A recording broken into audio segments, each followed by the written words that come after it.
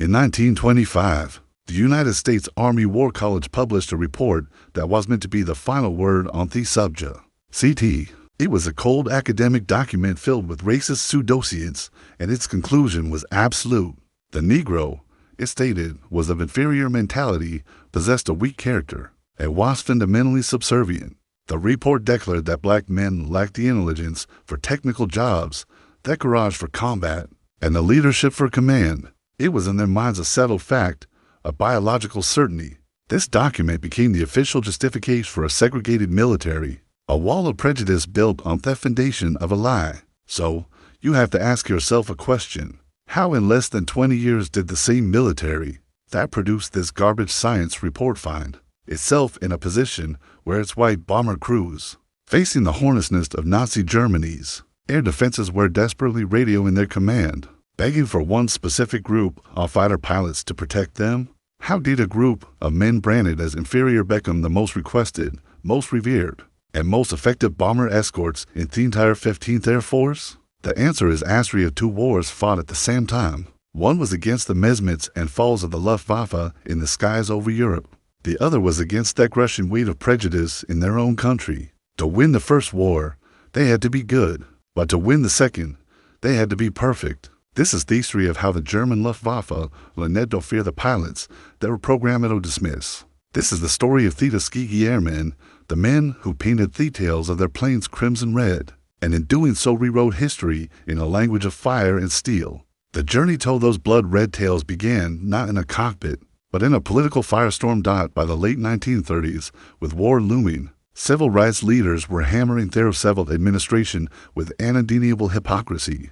How could America claim to be a champion of democracy abroad, while denying it to 13 million of its own citizens at home? The pressure worked, but only just. In 1941, the War Department announced the formation of 99th Pursuit Squadron, an all-black flying unit, but they didn't call it a new chapter in military history. They called it the Tuskegee Experiment. That word experiment is crucial. It was ageist and one that many in power fully expected and even hoped would fail. They sent the cadets to a segregated, hastily built airfield in Tuskegee, Alabama, under the command of witty officers who largely shared the views of that 1925 report. The deck was stacked against them from day one, but the architects of this experiment made a catastrophic miscalculation. They failed to understand that when you subject men to immense pressure, you don't always break them. Sometimes you create diamonds. The training at Tuskegee was brutal, a crucible designed to weed out any hint of imperfection. The cadets knew they weren't just flying for themselves. They were flying for the future of their entire race in the armed forces. A single failure could be USAID's an excuse to shut the whole thing down. So they pushed themselves beyond reasonable limits. While white cadets in other programs flew about 200 hours to get their wings, the men at Tuskegee flew 300, the washout rate. The percentage of cadets who failed the program was a staggering 60%, far higher than the 40% in white programs. The instructors led by the base commander, Colonel Noel Parrish, demanded a level of precision and discipline that was almost inhuman. He wasn't just creating pilots. He was creating a super-selected group, an undeniable rebuttal of the lies that had held them down for so long. When the first graduates, led by the stoic and brilliant Captain Benjamin O. Davis, Jr. finally shipped out to North Africa in April 1943, they weren't rookies. They were some of the most rigorously trained pilots in the world. Davis himself was the living embodiment of their struggle, the son of America's first black general. He had endured for years of the silent treatment at West Point, where no white cadet would speak to him outside of official duties. He had weathered the storm of institutional racism with unbreakable dignity. Now he was leading his men into a war where the enemy in front of them might be less hostile than allies beside them. Their arrival in Tunisia was a cold bath of reality. They were attached to the 33rd Fighter Group commanded by Colonel William Meyer, a man who saw the experiment as a waste of time and resources. He didn't hide his contempt. He gave them second-hand worn-out P-40 Warhawk fighters, tough, rugged planes, but already obsolete and hopelessly outclassed by the German Messerschmitt Bf 10009 South and Focke-Wulf 190s. Then he assigned them to the military equivalent of dish duty, coastal patrols, routine sweeps over the Mediterranean, milk runs far from their outfighting. It was a deliberate strategy. to sideline them to ensure they never had a chance to prove themselves so he could write in his reports that the experiment had failed. For weeks, the pilots of the 99th flew these frustrating, pointless missions, more or less began to sink. They had trained to be warriors, and here they were being treated like children who couldn't be trusted with the sharp knives. But then in July the 2nd, 1943, everything changed. While escorting B-25 bombers on a raid against the German airfield in Sicily, First Lieutenant Charles B. Howe saw the Focke-Wulf 190s diving on Thebemers. This was it, the moment they had all been waiting for. Hall broke formation and wrenched his P-40 into a tight turn. Getting inside the German fighter's path, he squeezed the trigger and a stream of 50 caliber tracer rounds stitched across the enemy's fuselage. I fired a long burst, he later reported, and saw my tracers penetrate the second aircraft. He was turning, but suddenly fell off and headed straight into the ground. He had done it. A black American pilot flying an inferior plane had just shot down one of the Luftwaffe's light fighters. When Hall landed back at base, the news spread like wildfire. That black-brown crews, the mechanics and armorers who had endured the same daily insults as the pilots, erupted in celebration. They lifted Hall onto their shoulders, parading him around the airfield. They had an answer now, a real tangible victory that no one could take away from them. That afternoon, a single swastika was painted on the side of Hall's Warhawk. It was the first of 112 that would eventually be credited to the Tuskegee Airmen. The first crack had appeared in the wall of prejudice. Butone victory wasn't enough to silence the doubters. In fact, it barely made Adden. Colonel M.A. continued to fumigate of reports culminating in a devastating assessment. Sent up the chain of command. He claimed the 99th lacked aggressiveness, that they were timid in combat, and he officially recommended they be removed from frontline duty and dressed to coastal patrol permanently. The experiment, in his view, was a failure. The report landed on the desk of General Henry Ap Arnold, the commander of the entire Army Air Forces. The threat was now existential. The Tuskegee program was on the brink of being shut down for good. All that training, all the sacrifice, Charles Shaw's victory, all of it, was about to be erased by the stroke of a pen, based on the biased report of one prejudiced commander. Just as the axe was about to fall, fate intervened in the form of a bloody beachhead called Anzio. In January 1944, Allied forces were desperately clinging to a sliver off Italian coastline, and the Luftwaffe was throwing everything it had at them in massive, relentless waves. It was a chaotic, desperate fight for survival. On January 27th, the call went out for every available fighter, and the 99th was scrambled. 15 Tuskegee pilots in their obsolete P-40s flew into a sky swarming with superior German Focke-Wulf 190s. They were outnumbered and outgunned. According to Meyer's report, they should have broken and run, but they didn't.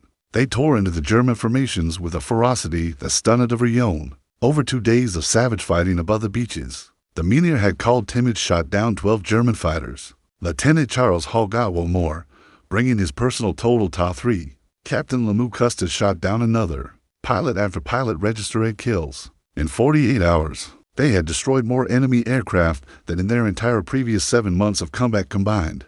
The performance was so spectacular, so completely at odds with Mum's report that it couldn't be ignored. The War Department, forced to investigate, launched a statistical study comparing the 99th's record with other P-40 squadrons in the theater. The conclusion was undeniable when you factored in their equipment and the types of missions they were given. The 99th was performing just as well, if not better, than their white counterparts. The experiment was over. Anzio had saved them. They had proven they could fight. Now they were about to get the chance to prove they could do something even more important: protect. In May 1944, a new chapter began. The 99th was combined with 3 other Tuskegee train squadrons, the 100th, 301st, and 302 formed the 332nd Fighter Group. They were transferred to the 15th Air Force immediately and given a new Downey mission: long-range bomber escort. This was the big league. Their job was to fly hundreds of miles into the heart of Nazi Germany, shepherding vast formations off 1/7 flying fortresses and be there for liberators to their targets and back. It was one of a pilot's most dangerous and difficult jobs. Colonel Benjamin Davis gathered his men at their new base on Tramatelli. He knew this was the ultimate test. He laid down a new doctrine, an ironclad rule that would come to define them. Our job is not to bases, he told them. Forget chasing enemy fighters for personal glory. Our job is to bring those bombers home. We will stick with the bombers no matter what. This was a radical idea. Most American fighter groups operated on a more aggressive doctrine, encouraging pilots to roam and hunt to rack up kills. Davis demanded discipline over glory. He knew that the true measure of the success wouldn't be the number of swastikas painted on their planes, but the number of bomber crews who made it home for dinner. Around this time, the 15th Air Force issued an order for all fighter groups to paint their aircraft with distinctive markings for easy identification. In the chaos of battle, the 392nd was assigned the color red dot, and they didn't just paint a little stripe on the wing. They went all in. The entire tail section of their brand new P-51 Mustangs was painted a brilliant, unmistakable crimson. With their red tails, red propeller spinners, and red nose bands, they became a flash-off color in the cold European sky. The legend of the red tails was born. At first, the white bomber crews didn't who these new escorts were. They didn't know they were black. All they knew was that something was different. These red-tailed fighters didn't dart off chasing German planes at the first opportunity. They stayed close, waving a protective shield around the vulnerable, lumbering bombers. They were like guardian angels. If a bomber was damaged and fell out of formation, becoming a sitting duck, a pair of red tails would often peel off and stick with it, fighting off attackers all the way home. Word began to spread like a gospel through the bomber bases in Italy. The crews started calling them Red Tail Angels. Briefing rooms would buzz with the question, "Who's our escort today?" If the answer was the 332nd, a wave of relief would wash over the room. It got to the point where bomber groups would specifically request their tails for the toughest missions. The men who had been deemed unfit for combat were now the most sought-after protectors in the sky. Their discipline, born from the harsh training at Tuskegee and forged by Colonel Davis's unwavering command, was paying the ultimate tevin, saving American lives. They were losing fewer bombers to enemy fighters than any other escort group in 15th Air Force. The final numbers would be staggering. On average, other 51 groups lost 46 bombers under their watch. The Red Tails lost only 27, but their greatest test, the mission that would cement their legacy in aviation history, was yet to come. By March 1945, the Luftwaffe was a shadow of its former self, but Germany had one last terrifying card to play, the Messerschmitt 2, the world's first operational jet fighter. It was a technological gram for Allied pilots. With a top speed of over 540 miles per hour, it was 100 miles faster than the P-51 Mustang. It was a silver shark that could appear, strike, and vanish before a propeller-driven pilot even knew what was happening. To fight, it seemed impossible. On March 4th, 1945, the 390 was given the most challenging gassing of its career, escorting B-17's on a 1,600-mile round trip to Berlin to bomb the Daimler-Benz tank factory. It was the longest mission they had ever flown, taking them deep into the hornet's nest, and intelligence warned them that the target was being defended by Jagerschwader 7, an light unit equipped with the fearsome Me-6 jets. Colonel Davis led the mission himself. As the 43 Mustangs approached Berlin, the jets appeared, the largest formation of German jets ever assembled for a single battle. They sliced through the sky, their turbine engines screaming, but the Red Tails were ready. They had studied the jet's weaknesses. It was faster, but it couldn't turn as sharply as the Mustang, and its acceleration was poor. Lieutenant Roscoe Brown remembered their strategy. "We knew the German jets were faster. Instead of going directly after them, we went away from them and then turned into their blind spots." It was a brilliant tactical adjustment. As the jets swooped in, Brown and his wingmen turned it toward it, but away, forcing the German pilot to overshoot. Then, as the jet blasted past, they whipped their Mustangs around and got on its tail. Brown opened fire. I pulled up at him in a 15 climb and fired 3 long bursts, his combat report read. Almost immediately, the pilot bailed out, 1 jet down. That same day, Lieutenant Erling did the impossible, hitting M-62 from over half a mile away with a miraculous deflection shot. And Lieutenant Charles Brantley bagged a 3rd. In a single afternoon, the Red Tails had shot down 3 of Hitler's super weapons. To put that in perspective, that was more jets than most American fighter groups would destroy in the entire war. For this incredible achievement, the 330th Fighter Group was awarded the Distinguished Unit Citation, one of the military's highest honors. They had faced the future of aerial combat and defeated it. The mockery of the Luftwaffe pilots, if there ever was any, had long since turned to a grim and grudging respect. They reportedly had a name for them. Schwarzenegger mentioned the Blackbirdmen. Not every pilot's war ended in victory. 30 Tuskegee Airmen were shot down and became prisoners of war. Their experience reveals the strange and bitter ironies of the conflict. Lieutenant Alexander Jefferson's P-51 was hit by flak over southern France in August 1944 when he was captured and taken for interrogation. He was shocked by what the German officer knew. The interrogator had information about Traumateli airfield, about our squadron commanders, even details about my parents' home in Detroit. Jefferson recalled, "He knew my father was a teacher and my mother's maiden name. Their intelligence was frightening thorough. The Germans knew exactly who was and where he came from. They knew about the experiment." Jefferson was into Stalag, the infamous prison camp featured in the movie The Great Escape, and it was there that the full absurdity of his situation hit him. Inside a Nazi P camp, he found a level of integration he had never known in America.